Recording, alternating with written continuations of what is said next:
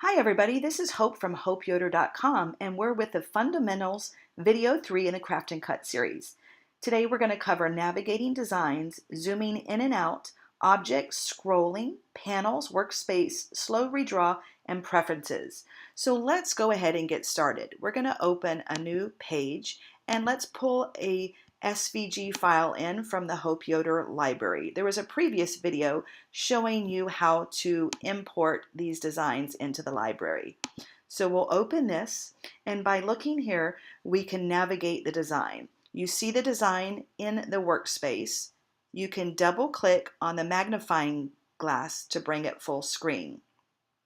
If you scroll over to the right, you'll find layers. This design has 1, 2, 3, 4 different layers.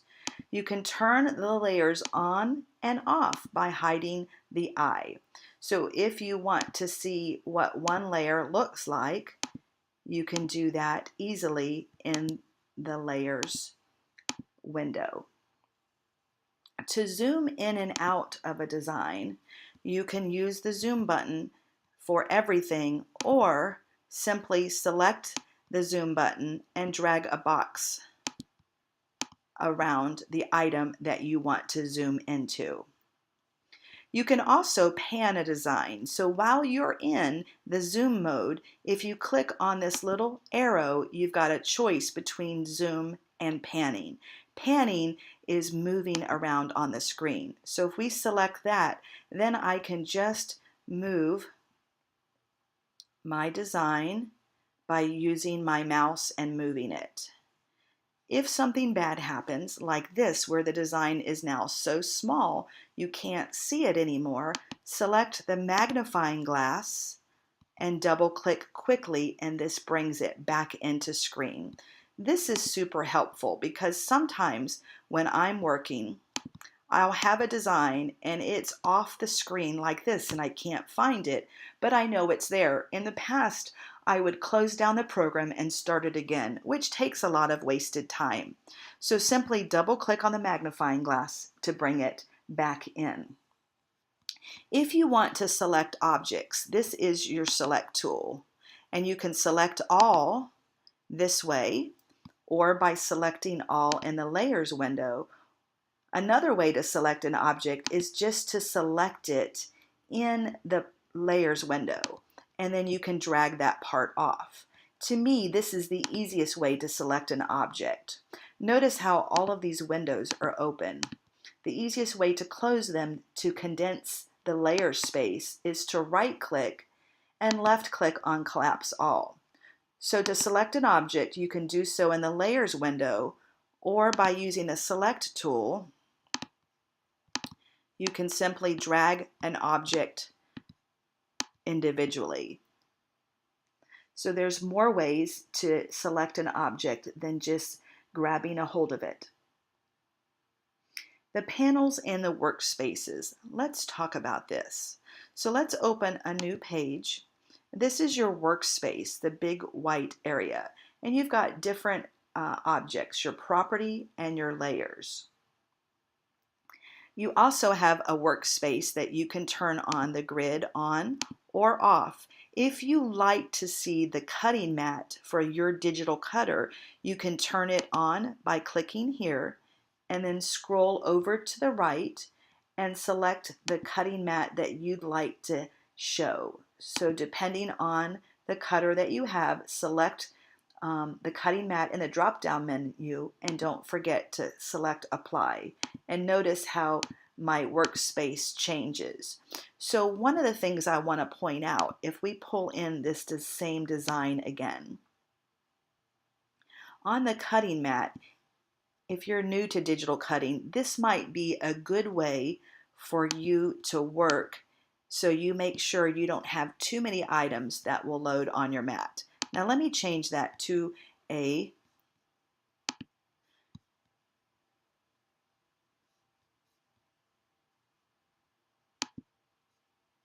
turning the mat on or off.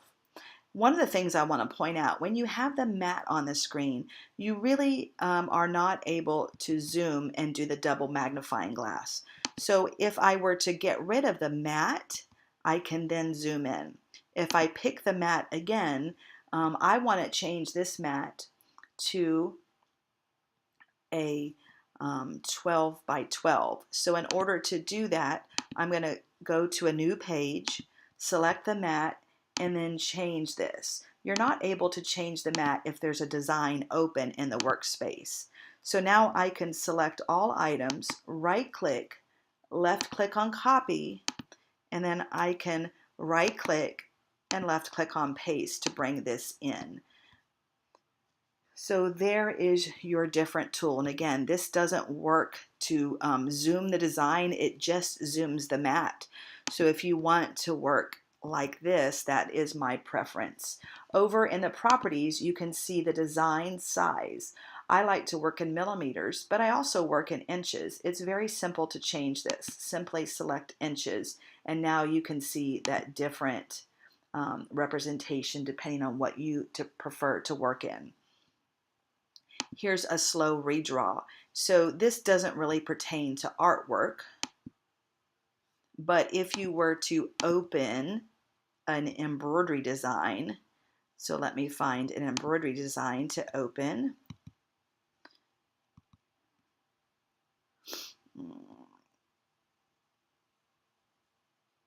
Let's do baby steps. And if we were to bring this design in to our workspace, now notice the slow redraw has all the colors, and you can start the redraw by selecting the simulate sewing. You can speed this up and go faster or slower. You can also just slide the simulator by holding down on the left button of your mouse. To get rid of the stitch simulator or the slow redraw, simply select it again. The last thing I'd like to show you is your preference window. And if you will come under Tools and Preferences, you can set up the workspace how you like it. So depending on what design you'd like to default, the embroidery design, you have options of what design output you'd like. You also can match thread with colors of thread that you own, and if you change this, if you happen to have Jenny Haskins rayon thread, then you can simply select that, and those will be the threads that will show up default in your color bar. You have your environment. If you like to work in inches, select this. If you want to save your work every so often in case you have a computer, you're working on a battery and it's close to dying, you can change this so it refreshes. I would leave the MS Paint as is. This is in the Artwork Wizard, so I wouldn't change that. In your selection, I'm going to change this selection to pink to show you what this will look like. And you have spacing for your grid in different areas that you can change. So let me show you what that pink highlight would be. So now when I select something, it'll show up pink instead of blue. So to change that back, Preferences, View, Highlight. If you want it to show up as a green, that's your favorite color, why not? Now you can see every time I select something, it will change to that highlighted color. So this is Fundamentals 3 in the Craft and Cut video. Stay tuned for more videos showing you how to navigate and have the most fun in the Craft and Cut software.